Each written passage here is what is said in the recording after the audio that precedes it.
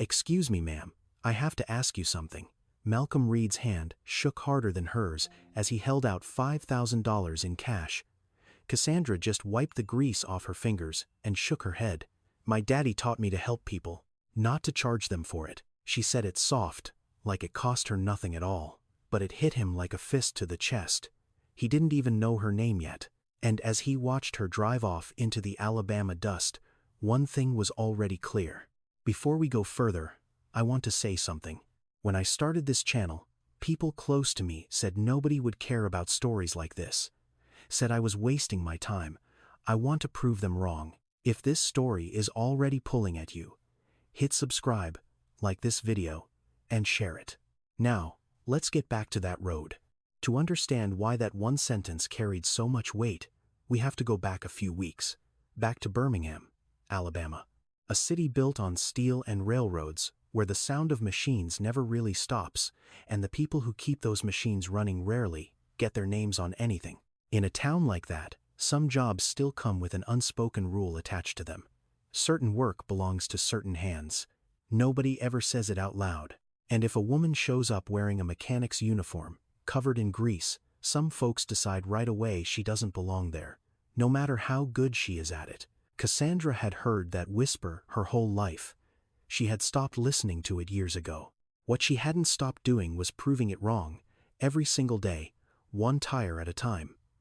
And none of that, not one bit of it, showed on her face the morning this story really begins.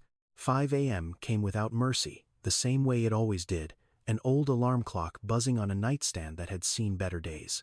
Cassandra was already awake before it went off, lying still in the dark, listening to the house breathe around her. 2 boys down the hall, a refrigerator that hummed a little too loud, a neighborhood just starting to stir. She was up and moving before the coffee finished dripping. Lunches first. Always lunches first. Peanut butter for the 7-year-old, who liked his crusts cut off, though she never had the heart to tell him she was just too tired most mornings to bother. Turkey for the 4-year-old, who would only eat it cut into triangles, not squares. An argument they'd settled a long time ago and one she wasn't about to reopen at 5:15 in the morning. By 6, both boys were dressed, fed, and half asleep in the back seat of her car, buckled in tight, blankets tucked around their shoulders because the morning still carried a chill this time of year. She drove them 3 blocks to Mrs. Johnson's house, the porch light already on, waiting, the way it always was.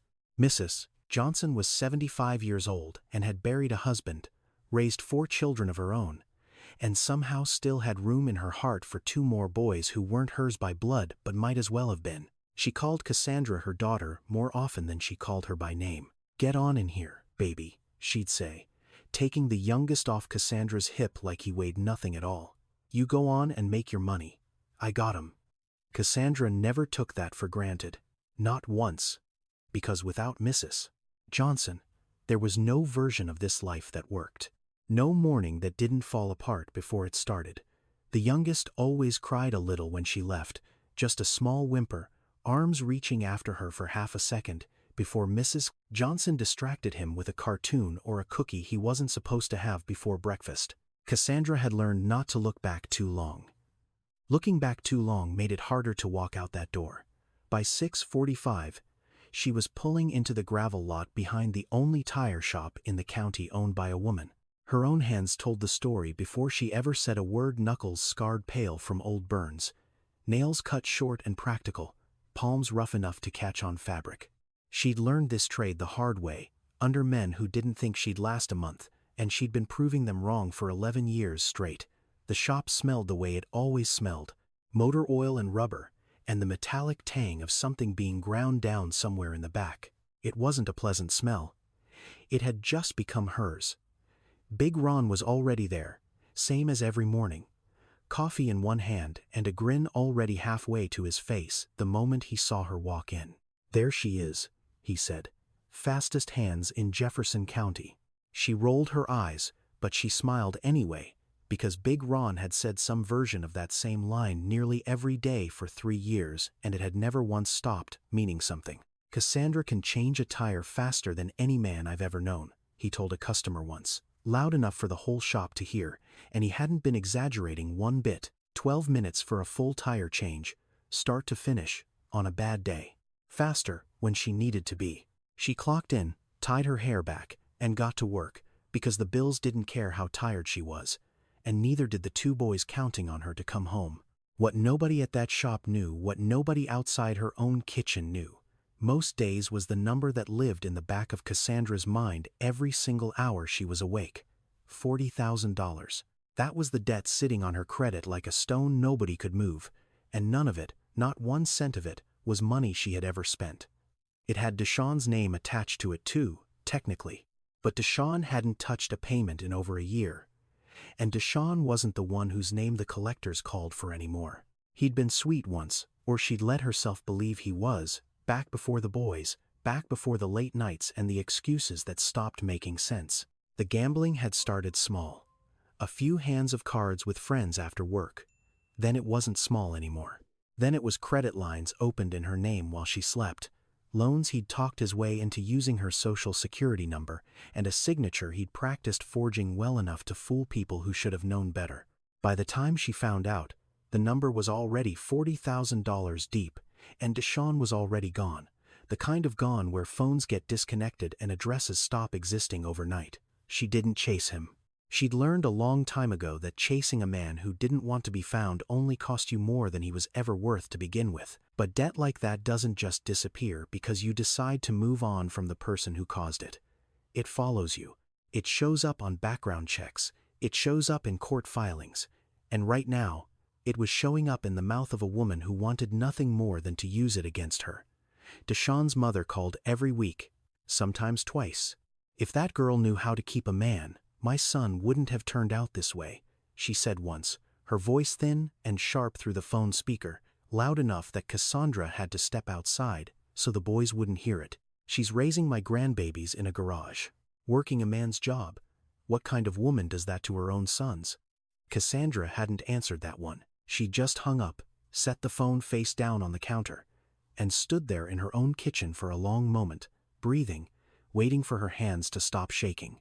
Because now, it wasn't just phone calls anymore. Now, there was a filing. Deshawn's mother had gone to a lawyer, claiming Cassandra's job, her hours, her so-called instability, made her unfit to raise two boys on her own. She wanted custody, not visitation. Custody. It would have been laughable if it wasn't real. If it wasn't sitting on Cassandra's kitchen table in a manila envelope she was too afraid to open more than once a day. The words inside were cold and clinical, nothing like the anger in Loretta's voice on the phone, and somehow, that made it worse. Unfit environment, occupational instability. As if 11 years of showing up counted for less than a lawyer's careful choice of language, she worked 60 hours a week at a job she was better at than almost anyone else in the state. She never missed a school pickup, unless Mrs. Johnson covered it for her. She cooked dinner every single night, even on the nights her hands ached so bad from 12 hours of torque wrenches that she could barely hold a spatula steady. Her boys were fed, clothed, loved, and never once made to feel like their lives were anything less than good, anything less than enough. None of that seemed to matter against a woman with a lawyer and a grudge she'd been nursing for years. Cassandra kept working anyway, kept showing up at 5 a.m., kept smiling for Big Ron, and hugging her boys a little tighter at night than she used to, saying nothing about why. Because the truth was, she didn't know how she was going to win a fight against a story that painted her as the problem, when the real problem had vanished with $40,000 of her name attached to his mistakes and never looked back once. She just knew she had to keep standing. There wasn't another option sitting on that table, not one she could see, not one she could afford, and certainly not one that let her stop.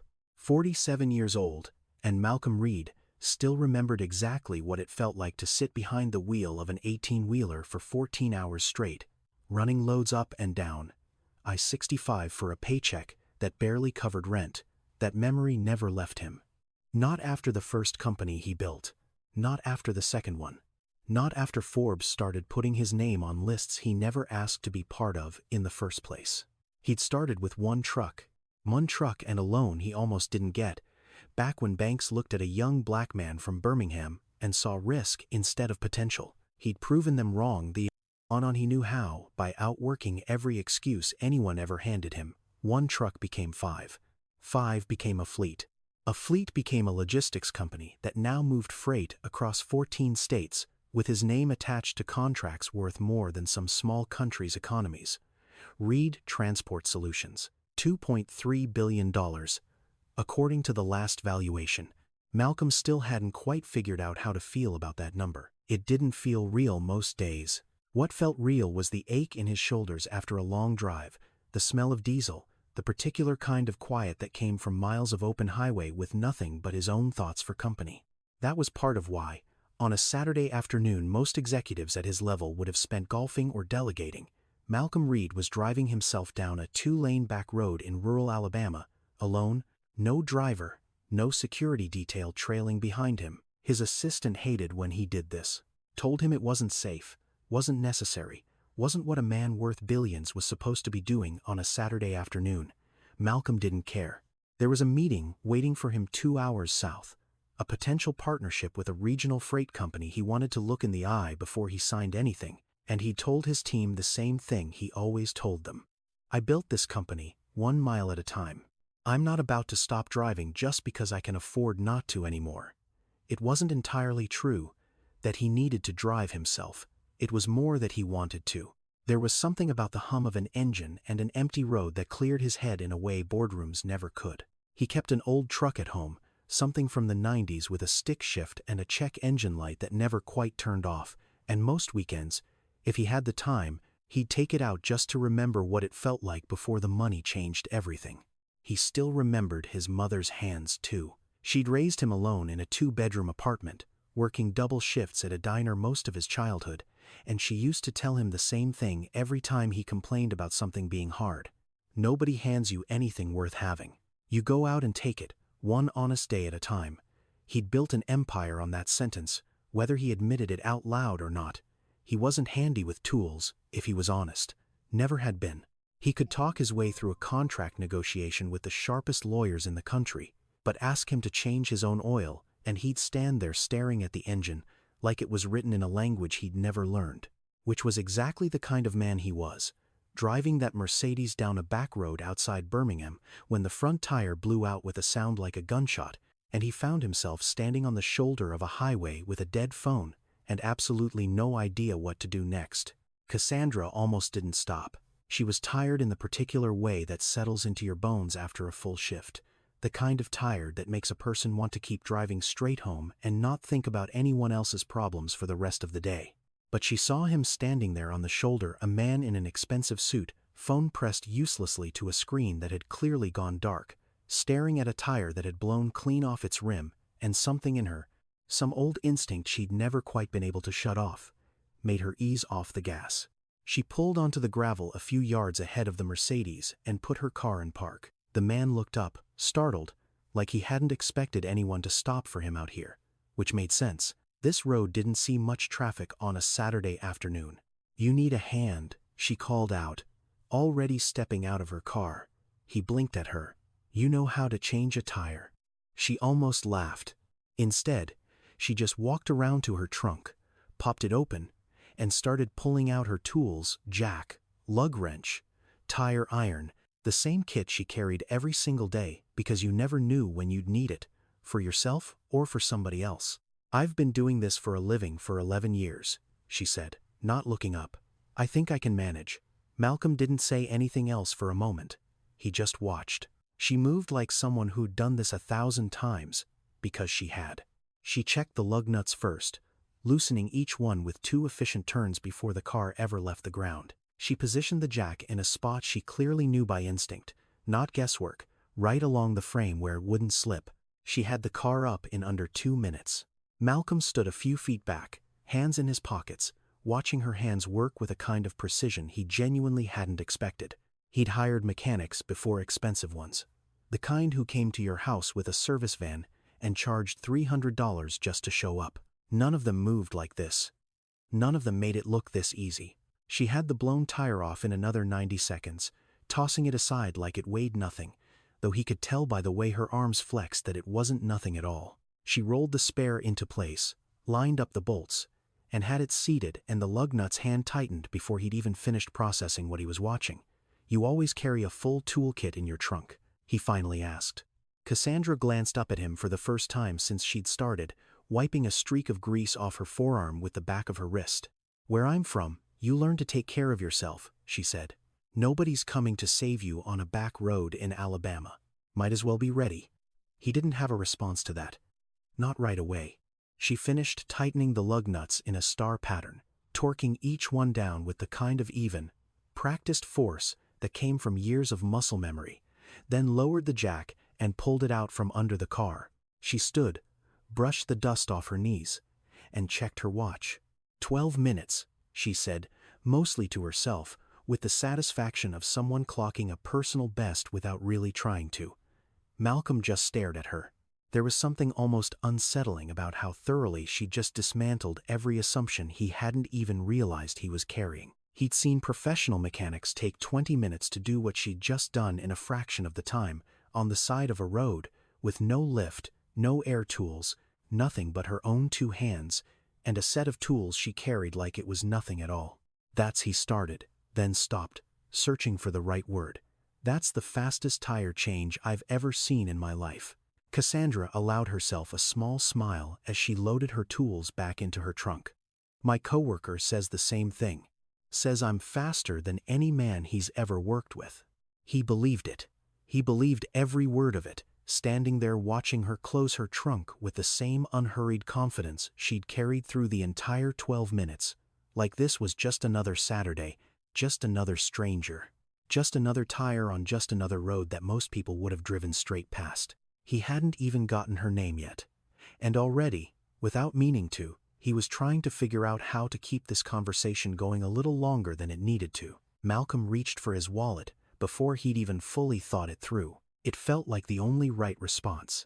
She just saved him from standing on the side of a rural highway for however long it would have taken someone else to pass by. And Malcolm Reed didn't know how to say thank you without a number attached to it. That was the language he'd spoken his whole adult life. Deals, value, compensation for services rendered. He counted out $5,000 in cash, folded it, and held it out to her. "For your trouble," he said. "Please, take it." Cassandra looked at the money in his hand. Then she looked at him. She didn't reach for it. "I can't take that," she said. He pushed it a little closer. "You just did 12 minutes of work that probably saved me hours out here. This isn't charity, you earned it." She was already shaking her head, gently, like she wasn't offended, just certain. "My daddy taught me to help people," she said, "not to charge them for it." The words landed somewhere Malcolm didn't have a name for. "He passed when I was 15, she went on, quieter now. "But that's the one thing I never let myself forget. He used to say, if you can help somebody, and you don't, that's on you. But if you help somebody, and you charge them for it, that's not help anymore. That's just business wearing a nicer face." Malcolm stood there with $5,000 still folded in his outstretched hand. And for the first time in longer than he could remember, he genuinely did not know what to say. Cassandra didn't wait for him to figure it out. She wiped her hands on a rag from her back pocket, walked back around to her own car, and opened the driver's side door. "You have a good rest of your day," she said, like she hadn't just said something that would sit in his chest for the rest of the week. "Wait," he said. "At least let me get your name." She paused for half a second, one hand on the door, and looked back at him with something unreadable in her expression. Then she just smiled small, polite, final, and got in without answering. Malcolm stood on the shoulder of that road and watched her taillights shrink into the distance, dust kicking up behind her tires, until she disappeared around the bend completely. He didn't move for a long moment. Something about the way she'd said that sentence, so plainly, like it wasn't even a choice she'd had to make, stayed with him longer than he expected it to. Then, almost without deciding to, he pulled out his phone, dead screen and all, out of habit, before remembering it had no charge left. He grabbed a pen from the glove compartment instead, and on the back of a business card, he wrote down the only thing he had left of her, her license plate number. He didn't know why it felt important. He just knew that it did. It took his assistant less than 24 hours to find her. A license plate wasn't much to go on, but for a man with Malcolm Reed's resources, it was more than enough. By Sunday evening, a folder was sitting on his desk with a name typed across the top, Cassandra Marie Whitfield, 32 years old, Birmingham, Alabama. He opened it alone, in his study, long after the house had gone quiet. The first page told him where she worked, a tire shop, the only one in the county owned by a woman, according to a local business directory that seemed almost proud of the fact. The second page told him what he hadn't expected to find at all: a civil judgment. $40,000 in debt, tied to loans and credit lines opened under her name, all traced back to a man named Deshaun Whitfield, her ex-husband, who hadn't made a payment on any of it in over a year and whose current address, according to the file, was unknown. Malcolm read that page twice. The third page was worse: a custody filing. Deshaun's mother, a woman named Loretta Whitfield, had petitioned the family court for custody of Cassandra's 2 sons, citing Malcolm's jaw tightened as he read the exact wording: occupational instability and unfit living conditions. He sat back in his chair and stared at the ceiling for a moment before he kept reading. He thought about the way she'd stood on that road, chin up, hands steady, talking about her father like his lessons were still the compass she navigated by. It was hard to square that image with the woman being described in this filing, a woman painted as unstable, as unfit, as somehow less than what her sons deserved. There were letters attached, character statements, submitted by Cassandra's side in response to the filing. The first was handwritten, the penmanship careful and slightly shaky, the kind of handwriting that belonged to someone who'd been writing letters far longer than anyone reading this one had been alive. "I have lived next door to Cassandra Whitfield for 11 years, it read. I have watched her raise those 2 boys with more love and more discipline than most parents manage, with every advantage in the world. She has never once asked me for anything she didn't intend to pay back in some way, whether it was time, or kindness, or just showing up when I needed her. Cassandra is the best mother I have seen in 50 years of living in this neighborhood, and anybody who says otherwise doesn't know her at all." It was signed, simply, Ruth Johnson. The second statement was shorter, typed, clearly dictated over the phone to someone at a law office, and transcribed as close to word for word as they could manage. "She's the best worker I've ever had in this shop, and the hardest working, and the most decent person too, out of everybody who's ever walked through that door. If you're trying to tell me a woman like that can't raise her own kids, you're looking at the wrong person entirely." It was attributed to a Ronald Pruitt. Malcolm didn't know the name, but he had a feeling, reading it, that this was the coworker she'd mentioned on the side of the road, the one who told everyone she was faster than any man he'd ever known. Malcolm closed the folder and sat in the dark for a long time. He thought about the way she'd refused $5,000 without a second of hesitation. He thought about the calluses on her hands and the 12 minutes it had taken her to fix a problem he couldn't have solved in a full day on his own. He thought about 2 boys he'd never met and a woman fighting alone to keep them, against a debt that wasn't hers and a lawsuit built on nothing but spite and old resentment. He didn't know yet exactly what he was going to do, or how far he was willing to go to do it. But he knew, sitting there with that folder open in front of him, that he wasn't going to do nothing. Not this time. Not after everything he'd already lost the chance to fix. Cassandra didn't know any of this was happening. Not the folder. Not the letters. Not the man on the back road, quietly turning her whole life inside out from 200 miles away. All she knew was that the hearing was 3 weeks out, and she still didn't have a lawyer she could actually afford. She'd called 4 different family law attorneys that week alone. The first one quoted her a retainer of $5,000 just to start reviewing the case. The second one didn't even call her back. The third one offered a payment plan that still would have taken her the better part of a year to pay off, money she didn't have sitting anywhere to spare. The fourth one was blunt in a way that stung more than it should have. "Cases like this are hard to win without solid representation," the woman had said, not unkindly, just honestly. "I'd hate to see you go in there alone." Cassandra thanked her for her time and hung up before her voice could crack. She sat with the phone in her lap for a long moment afterward, staring at nothing, doing the same math she'd done 100 times already, the kind that never came out in her favor no matter which numbers she moved around. She didn't have the luxury of falling apart, not with 2 boys who needed her to get up every morning like nothing was wrong. So she kept doing exactly that. She was up at 5, same as always, packing lunches, cutting crusts off one sandwich and not the other, buckling seatbelts, dropping the boys at Mrs. Johnson's with a smile that cost her more effort than anyone around her could see. At the shop, she laughed at Big Ron's jokes. She clocked her usual pace, 12 minutes a tire, sometimes less. Nobody watching her work that Tuesday would have guessed that a woman named Loretta Whitfield was building a legal case to take her sons away from her, using nothing but a job description and a stack of bitter opinions she'd been collecting for years. It was only at night, after the boys were asleep and the house had gone quiet, that the mask came off. She'd sit at the kitchen table with a legal pad and a calculator, running numbers that never added up no matter how many times she rearranged them. Rent, utilities, groceries, the minimum payments on a debt that wasn't hers but had her name stapled to it anyway. And somewhere in that math, a lawyer's retainer that might as well have been the distance to the moon. Some nights she cried, quietly, the way she'd taught herself to cry a long time ago, careful not to make a sound loud enough to wake two boys down the hall. The phone would ring most Sundays, right on schedule, and she'd already know who it was before she even picked it up.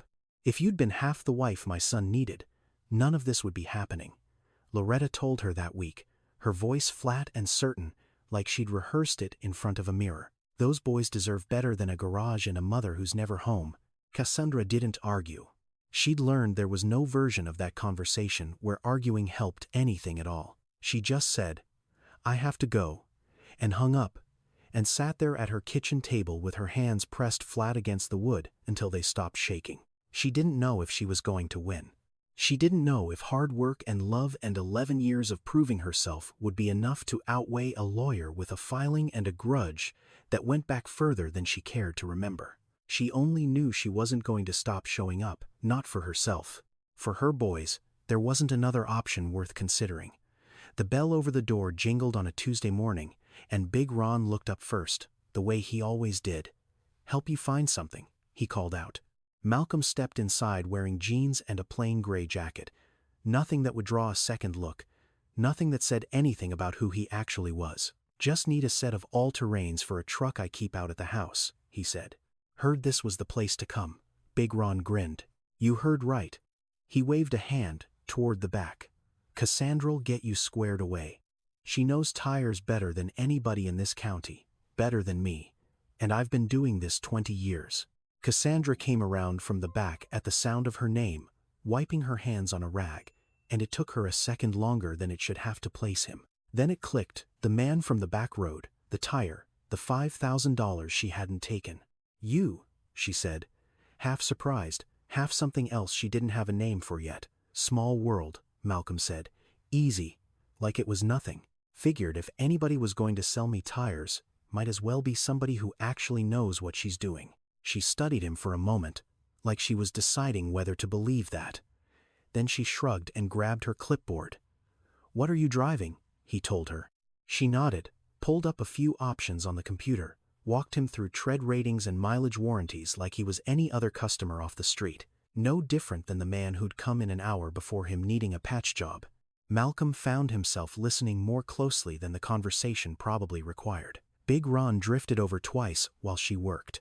Once to steal a look at the price sheet, once just to talk, the way he apparently did with everybody who walked through that door. Told Malcolm a story about a customer who tried to argue his way into a discount by claiming he was Cassandra's cousin. "She doesn't have a cousin named Kevin," Big Ron said, laughing. She told him that to his face too. Malcolm laughed along, genuinely, and Cassandra shot Big Ron a look that said she'd heard that story get told a dozen times already. She rang him up herself, quoted him a fair price, no markup, no upsell he didn't need. He paid in cash, same as she'd have expected from anybody, and she handed him his receipt without a hint of recognition that this was the same man whose $5,000 she'd turned down 2 weeks earlier. "Appreciate the help," he said, meaning it more than she could have known. "Any time," she said, already turning back toward the next customer in line. Malcolm walked out into the parking lot, got into a rental car far less expensive than his own, and sat there for a moment before starting the engine, watching the shop through the front window. Through the glass, he could see her laughing at something Big Ron said, hands still stained faintly with grease, moving with the same unhurried confidence she'd carried out on that back road weeks ago. There was nothing performed about her, nothing that changed depending on who was watching. He wasn't ready to tell her who he was. Not yet. He just wanted, for a little while longer, to watch how she moved through her own life when nobody important was supposed to be paying attention. 3 weeks later, Cassandra got a call that made her sit down in the middle of her shift. It was a woman from a company called Reed Transport Solutions, asking if she'd be available for a meeting about a fleet maintenance contract. Cassandra almost laughed and told her she had the wrong number. Her shop had 4 bays and 3 employees. Companies like Reed Transport didn't call shops like hers. But the meeting was real, and 2 days later, Cassandra found herself sitting across a conference table from Malcolm Reed himself, dressed now in the kind of suit she hadn't seen him in before, flanked by 2 people from his logistics team, a stack of paperwork between them. "I know you," she said the moment she sat down, her voice careful. "You're the guy from the road, and the shop, both of you." "Both of me," Malcolm said. "Same person the whole time." She folded her arms. "Okay. So what is this?" He slid a folder across the table. "This is a maintenance contract for 800 vehicles across our southeast fleet. Tire inspections, rotations, replacements, on a rolling schedule. We need a shop we can trust to handle volume like that without cutting corners." Cassandra opened the folder slowly, scanning numbers that didn't make sense at first glance. Not because they were complicated, but because of how large they were compared to anything she'd ever billed in a year. She flipped through 3 pages before she trusted herself to speak again, reading the same line twice just to be sure she wasn't misunderstanding it. "This is a 5-year contract," she said. "It is. For my shop. 4 bays, 3 people." "For your shop," Malcolm said. "Which is why the first thing we need to do is help you scale. Hire more hands, expand your bays. We'll cover startup costs as part of the agreement, standard practice for a partnership at this volume." Cassandra sat back in her chair, studying him, trying to find the catch, because there was always a catch. There had to be one somewhere in a deal this size landing on the desk of a single mother with a busted-up shop in Jefferson County. "Why me?" she said finally. "There's shops twice my size in this state, corporate ones. Ones that could probably handle this without blinking." Malcolm didn't answer right away. When he did, his voice was steady, businesslike, deliberately so. The same tone he probably used to close deals worth more money than her entire neighborhood. "I watched you change a tire in 12 minutes on the side of a road with no lift and no help," he said. "I've hired mechanics who couldn't do that in 20 with a full shop behind them. That's not luck, that's skill. And skill like that is worth building a contract around. This isn't charity, Miss Whitfield. This is good business. I'd be a fool not to want you handling my fleet." She looked down at the folder again, at the number at the bottom of the page, more zeros than she'd ever seen attached to her own name in 11 years of doing this work. "I'd be the lead partner," she said, "not a subcontractor." "Lead partner," he confirmed. "Your shop's name on the letterhead, your terms on labor and scheduling. We're not buying you out. We're investing in what you've already built." Cassandra sat with that for a long moment, the weight of it settling somewhere she hadn't expected. She'd spent 11 years being underestimated in rooms exactly like this one, dismissed by suppliers who assumed she didn't understand her own inventory, questioned by customers who asked to speak to a man before they'd let her near their car. Here was a man offering her the opposite, not out of pity, but because he'd seen what she was capable of and refused to look away from it. "I'll need time," she said, "to read every word of this, to talk to a lawyer who isn't yours." "That's expected," Malcolm said. "I'd worry about you if you didn't. Send me the paperwork," she said. "I'll have my own lawyer look it over first." Malcolm almost smiled. Wouldn't expect anything less. The first strange thing happened 2 weeks after Cassandra signed the contract. A letter came from a collections agency, the same one that had been calling her for over a year about the $40,000 tied to Deshawn's name. But this letter was different. It said the debt had been settled in full. Paid. Closed. Account status. Resolved.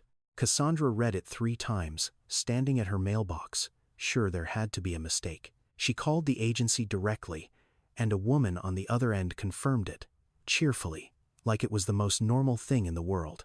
"Settled by a third-party legal representative," the woman said. "All documentation's on file. You're free and clear, ma'am." Cassandra hung up and stood in her kitchen for a long time, staring at nothing. She hadn't hired a lawyer. She hadn't paid anyone a cent. $40,000 didn't just disappear on its own, not in this life, not for people like her.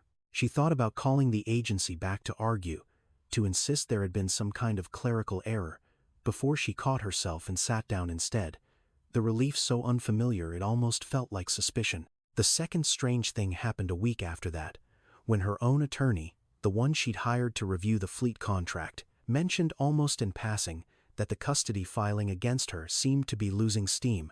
Loretta's legal team had gone quiet. No new motions, no aggressive filings, just silence where there used to be pressure every single week. Cassandra didn't say anything to anyone about it, not even Big Ron, not even Mrs. Johnson. She just started paying closer attention. She noticed the way certain costs kept resolving themselves. A car repair invoice she never remembered submitting for reimbursement, refunded anyway. A late fee on her business insurance, waived without explanation. Small things, easy to miss individually, impossible to ignore altogether. And there was Malcolm, showing up more than a fleet contract required him to. Stopping by the shop even when there was no equipment to inspect. Asking about her boys by name, Marcus and Junior, remembering details she was fairly sure she'd only mentioned once. She wasn't stupid. She'd built a life out of noticing things other people missed, reading engines, reading people, reading the fine print nobody else bothered to read. 11 years in a garage taught you to trust the small sounds, the ones that didn't add up, long before anything actually broke down. And every instinct she had was telling her that none of this, the debt, the silence from Loretta's lawyers, the contract that had appeared out of nowhere 3 weeks after a stranger refused to take his money back, was a coincidence. She just didn't have proof yet, not real proof. And she wasn't the kind of woman who accused someone without proof. But she also wasn't the kind of woman who accepted help she hadn't asked for, without eventually demanding to know why. That Friday, she stayed late at the shop after everyone else had gone home, pulled the fleet contract back out of her filing cabinet, and read it again from the beginning, this time looking for something she hadn't thought to look for the first time. A name. Any name that might connect the dots she was starting to feel forming in her chest. The overhead lights buzzed faintly above her, the same way they always did after closing, and for the first time in weeks, the shop felt too quiet to think in. She found it on the 4th page. A signature block, buried under boilerplate legal language she'd skimmed past the first time. Authorized on behalf of Reed Transport Solutions by Malcolm A. Reed, Chief Executive Officer. Reed, the name on the letterhead. The name on the check that cleared her debt once she pulled the settlement letter back out and looked at the fine print she'd glossed over in relief. The name Big Ron had mentioned once, offhand, when he said the man buying tires that Tuesday morning had looked familiar somehow, like he'd seen his face in a magazine once and couldn't place where. Cassandra sat very still in the empty shop, the overhead light humming above her, the same hum she'd stopped noticing years ago, until moments like this one made everything around her feel suddenly too loud. She thought about the man on the back road. The suit, the $5,000, the way he'd asked her name and she'd driven off without giving it to him. Then, she thought about the man who'd walked into her shop weeks later, in jeans and a plain jacket, buying tires like anybody else, letting Big Ron tell him stories, letting her quote him a price with no markup, never once saying a word about who he actually was. She picked up her phone and called the number on his business card, the one from the contract meeting, still tucked in her wallet. He answered on the second ring. "Cassandra, everything okay?" "You knew," she said. "That first day at the shop, you already knew who I was." Silence on the other end. Not long, just long enough to confirm what she already suspected. "I did," he said. "The debt, the contract, all of it. That was you." Another pause. "Yes." "Why?" she said. "Why, any of it? I helped you change one tire." "I didn't ask for anything." "I know you didn't. That's exactly why." Cassandra gripped the phone tighter. "That's not an answer." He was quiet for a moment, and when he spoke again, his voice had changed, lower, slower, like he was choosing each word carefully because it mattered more than most words he'd said in years. "My mother raised me alone," he said. "No husband. 2 jobs, sometimes 3, a lot of nights where there wasn't enough of anything to go around, and she never once let me see her scared about it. She used to say the same kind of thing you said to me on that road. Help people because it's right, not because you're keeping score. Cassandra didn't say anything. She just listened, the phone pressed hard against her ear, the shop around her gone completely still. I watched you refuse $5,000 without blinking, he went on. And I thought about her, about every time she gave something away she couldn't really afford to lose, because that's just who she was. All the way down. Character isn't something you can teach somebody who doesn't already have it in them. You had it. I saw it in 12 minutes on the side of a road, and I couldn't stop thinking about it after that. So this was never about the tire, Cassandra said quietly, more to herself than to him. It was never about the tire, he agreed. It was about who you were when you thought nobody important was watching. Cassandra closed her eyes. Somewhere underneath the anger she'd expected to feel, something else was sitting instead. Something closer to being seen than being managed. You should have told me, she said. From the beginning. I don't like finding things out this way, piece by piece, like I'm the only one who didn't already know the whole story. You would have refused the contract, he said. Same as you refused the money. She couldn't argue with that. He wasn't wrong. I still don't know what to do with this, she admitted, quieter now. With any of it. With you. You don't have to decide tonight, Malcolm said, gently. I just didn't want to lie to you anymore. Not about this. Not about any of it. Cassandra sat there in the quiet shop a long time after the call ended, the contract still open on the desk in front of her, the name Reed staring back at her in black ink, and for the first time since that Saturday on the back road, she let herself wonder what it might mean to accept help from someone without losing herself in the process. Outside, the parking lot lights flickered on, one by one, and she still hadn't moved from her chair. The family courtroom in Jefferson County didn't look the way courtrooms looked on television. No towering ceilings, no dramatic lighting, just fluorescent bulbs and worn carpet, and a judge who'd clearly heard 1,000 cases exactly like this one before. Cassandra sat at the table on the right, her own attorney beside her, her hands folded tight in her lap to keep them from shaking. She'd worn her one good blazer, the same one she'd worn to Junior's kindergarten graduation, and it felt strange now, sitting in it under fluorescent lights, waiting to hear strangers decide whether she was allowed to keep raising her own children. Loretta sat across the aisle, chin high, certain, the way she'd sounded on every phone call for the past 6 months. The hearing opened the way these things always did, with filings read into the record, with Loretta's attorney laying out the same argument he'd been building for months. Occupational instability, unfit environment, a mother working long hours in a trade that kept her away from her sons more than a proper guardian should be. Then it was Cassandra's attorney's turn, and he stood, and he didn't waste a word. Your Honor, he said, I'd like to enter 3 character statements into evidence, along with testimony regarding a business relationship that speaks directly to the character in question here today. The judge nodded, and he began with the letter. Ruth Johnson has lived beside Cassandra Whitfield for 11 years, he read. She has watched this woman raise 2 boys with more discipline and more love than most parents manage with every advantage in the world. Miss Johnson calls her the best mother she has known in 50 years in that neighborhood.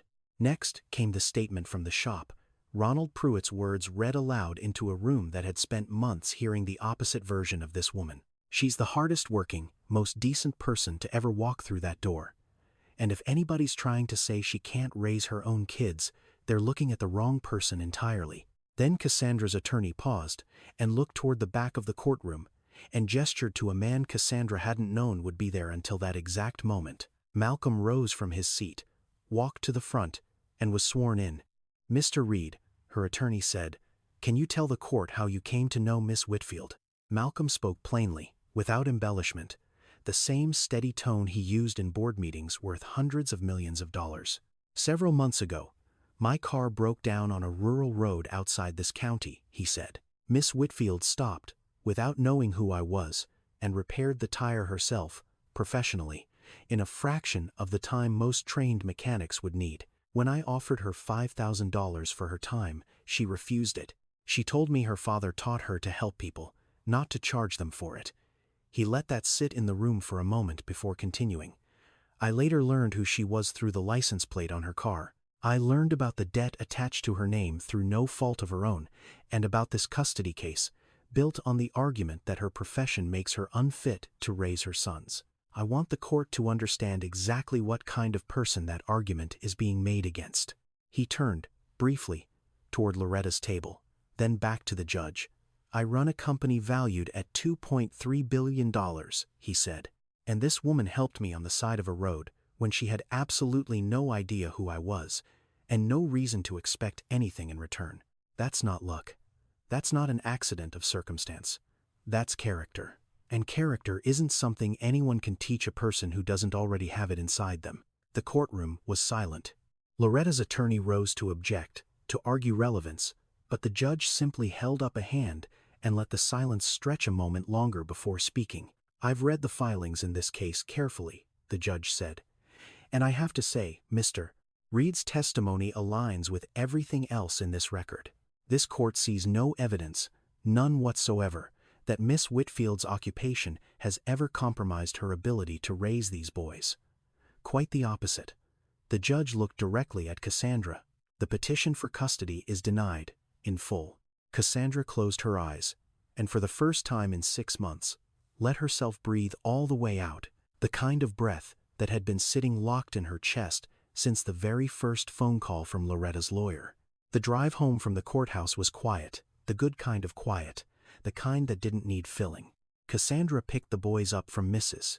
Johnson's that evening instead of the next morning, something she never did on a weeknight, and Marcus ran to the car the second he saw her, arms wide, like it had been weeks instead of hours.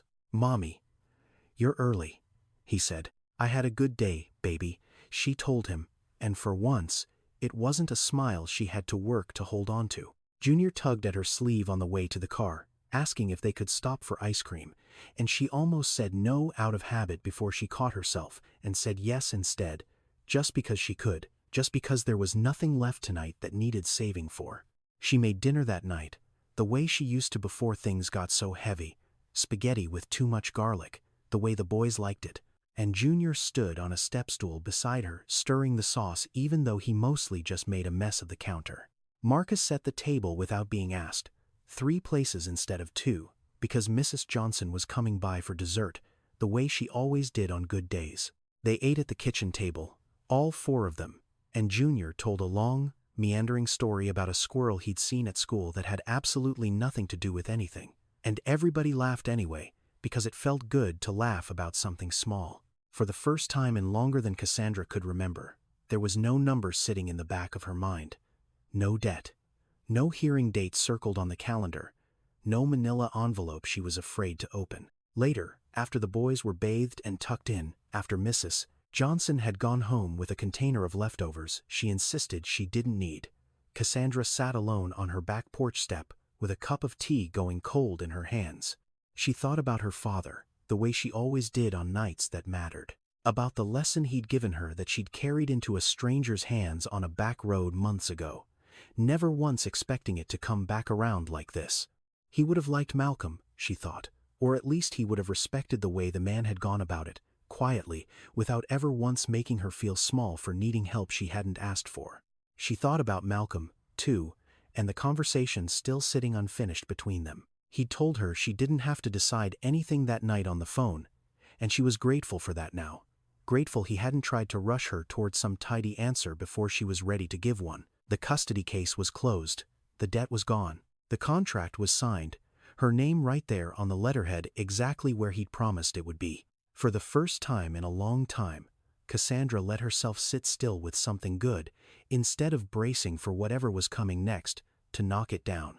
8 months later, Whitfield Tire and Auto had 6 bays instead of 4, and a sign out front that still said the same thing it always had, just painted fresh, still hers, still exactly where it belonged.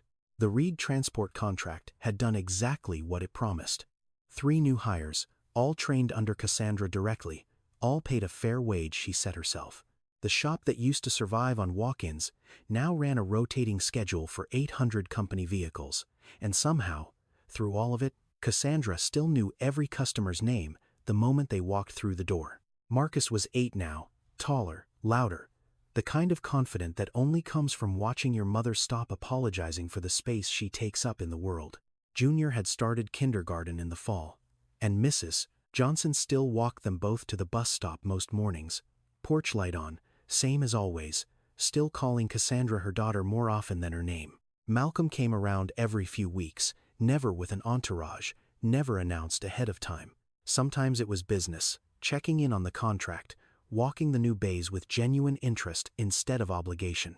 More often, it wasn't business at all. He'd bring the boys a book, or stop for 20 minutes just to talk, and somewhere along the way, without either of them naming it out loud, he'd become something steady in their lives that none of them felt the need to explain to anyone.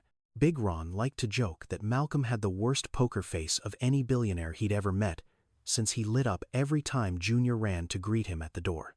One Saturday afternoon, Marcus came home from a friend's birthday party holding a crumpled $5 bill, explaining that the birthday boy's father had tried to pay him for helping carry folding chairs out to the yard.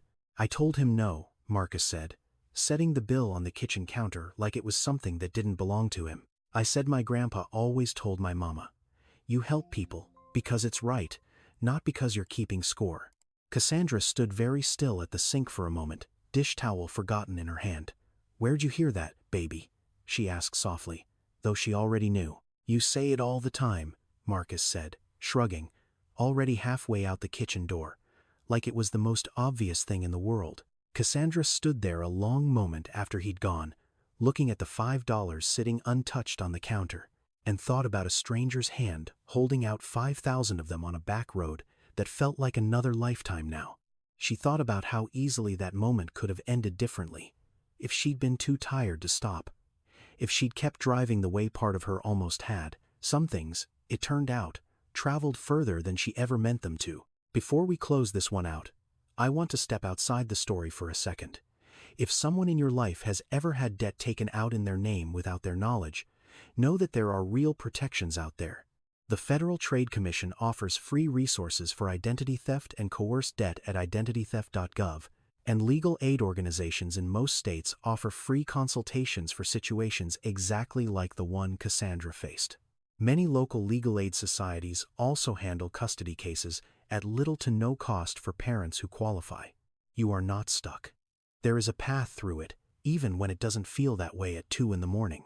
And if you're a woman working a job somebody once told you wasn't meant for you, whatever that job is, I hope this story reminded you that skill doesn't have a gender, and neither does worth, and neither does the right to be respected for the work you do.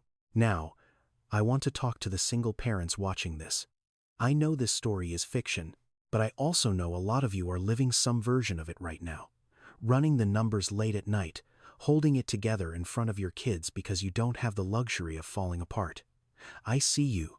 I see the work nobody's clapping for, the sacrifices nobody sees, the strength it takes just to show up again the next morning. It matters more than you know.